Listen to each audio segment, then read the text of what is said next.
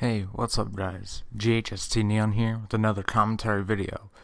Today's topic we're going to talk about is what H1Z1 did wrong during its development.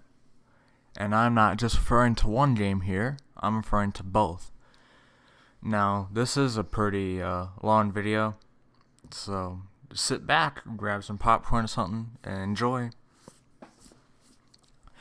First of all, I'll just get this out of the way. Canaan shouldn't even exist. Battle Royale should have never existed, because H1Z1's purpose was to be a zombie game better than DayZ, and they messed that up as soon as it became a Battle Royale game. They should have just stayed a zombie survival game and let PUBG do the Battle Royale work, because they do it better with weapon attachments, vaulting over cars and fences, etc.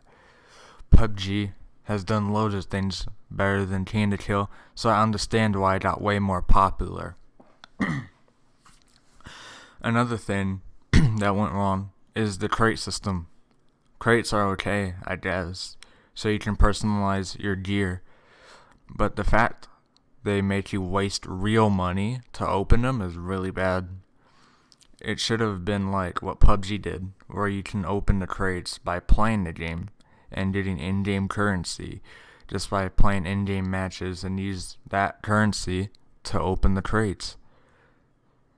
And the skins themselves are a flaw, because H1Z1 became a sellout game and turned into a crappy gambling system with skins that don't even look good. I still don't even know who decides what each skin is worth, but if the devs do that, I strongly despise them, because skins shouldn't even be worth money in the first place.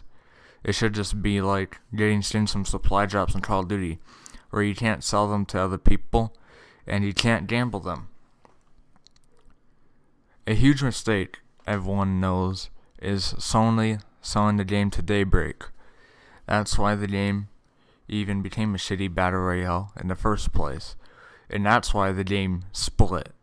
The only reason they split H1Z1 into Just Survive and King of the Kill is just so they can make double the money by selling the same game twice for the same price.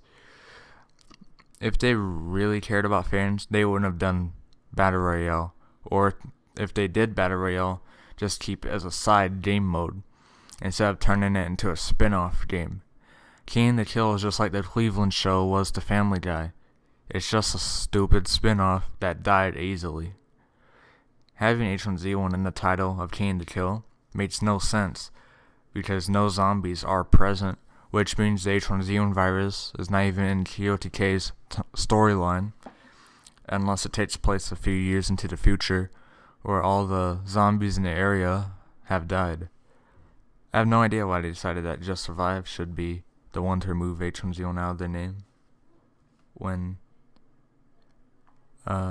their game was actually about the outbreak of the H1Z1 virus, and even had an entire storyline such backstory explaining how the world even got infected in the first place.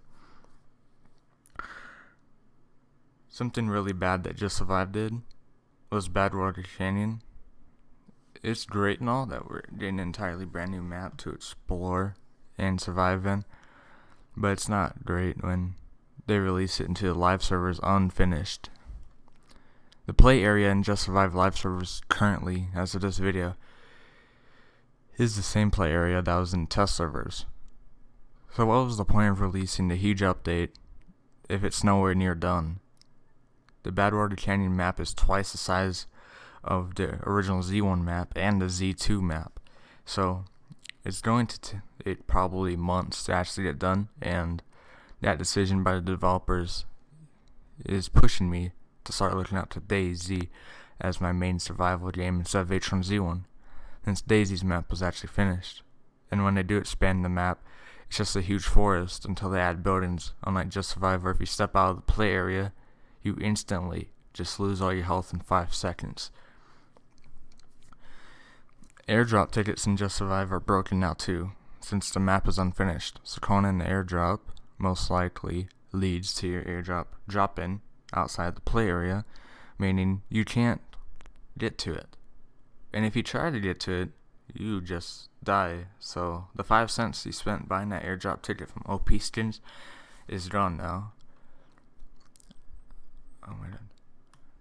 Back to Canaan the Kill. They removed respawning in the training world, and in the training world, they still don't spawn snipers around the map. So how do you expect people to train with the sniper? The only way to train with the sniper would be to use it and just survive. But you're more likely to get shot on sight while looking for the sniper than actually finding one. So please add the sniper's training world in THQ. Then they decided to add the MP7 to the game and call it the Hellfire 4-7, if I'm remembering the name correctly, instead of just keeping its real life name like the rest of the guns in the game. And instead of just keeping its real life name, instead of adding more guns to a selection of in-game to give the game more variety, they went full on dumb and decided that since the MP7 is being added, that they should just remove the R3080 out of thin air and just have the MP7 take its place. That's another reason why PUBG is better.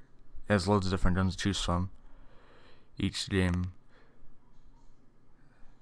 unlike H1Z1, which only has like 4 guns that people use out of the tiny selection they offer.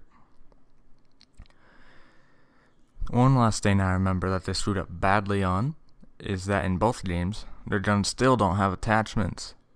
We've been waiting for that since the game's release, and we still are. If DayZ and PUBG can have attachments, then H1Z1 can do it. Hell, PUBG is made by the same person who originally developed Battle Royale for H1Z1 before the split. And he made attachments in PUBG. I know nothing about game development, so I don't know how hard adding attachments to guns can be, but it can't be that hard to where they've been too lazy to add them for 3 years.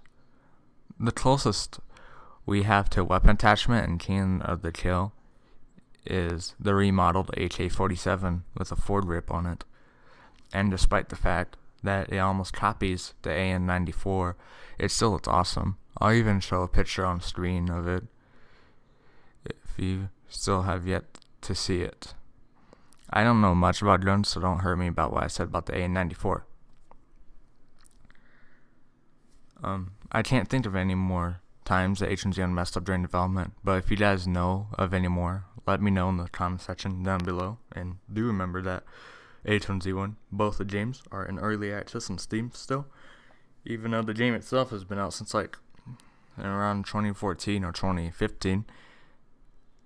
Like if you enjoyed, or if you're an H1Z1 fanboy and don't want to accept the fact that the game has shitty developers, then dislike the video. Anyways, I'll see you guys in the next one. Peace out, guys.